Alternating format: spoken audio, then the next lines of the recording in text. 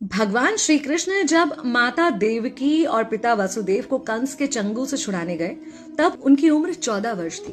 उनकी माता ने उनसे पूछा कि बेटा, तुम तो भगवान हो, तो तुम हमें पहले ही कंस के चंगुल से छुड़ा सकते थे, इतनी देर क्यों कर दी?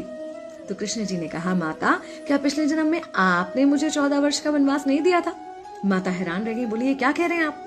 तब कृष्ण जी ने बताया कि पिछले जन्म में मैं राम था और आप थी माता कैकेयी, और आप ही ने मुझे 14 वर्ष का वनवास दिया था, और कर्म फल से कोई नहीं बच सकता माता, इसलिए आपको 14 साल का ये दुख सहना पड़ा। तब आश्चर्यचकित होते हुए माता ने पूछा, तो फिर यशोदा पिछले जन्म में कौन थी? कृष्ण जी ने बताया, वो थी माता कौशल्या, जो 14 साल तक अपने पुत्र से अलग रही थी। उन्होंने उस दुख को सहा था, इसलिए इस जन्म में 14 साल मैं उनके पास रहा और मेरे साथ रहने का, माता और पुत्र के प्रेम का सुख उन्हें मिला। कहने का मतलब यह है कि कर्म फल से ना उस युग में कोई बचा था, ना आज कोई बचेगा। खुद भगवान भी कर्म फल से नहीं बच सकते, इसलिए अपने हर एक कर्म को बहुत सोच समझ कर कीजिए, क्योंकि जिसके भी खिलाफ आप कुछ गलत कर रहे हैं, उससे आपकी शत्रुता कुछ समय या शायद एक जन्म की है, लेकिन उसके साथ कुछ गलत करके आप अपने कई जन्म बिगाड़ सकते हैं।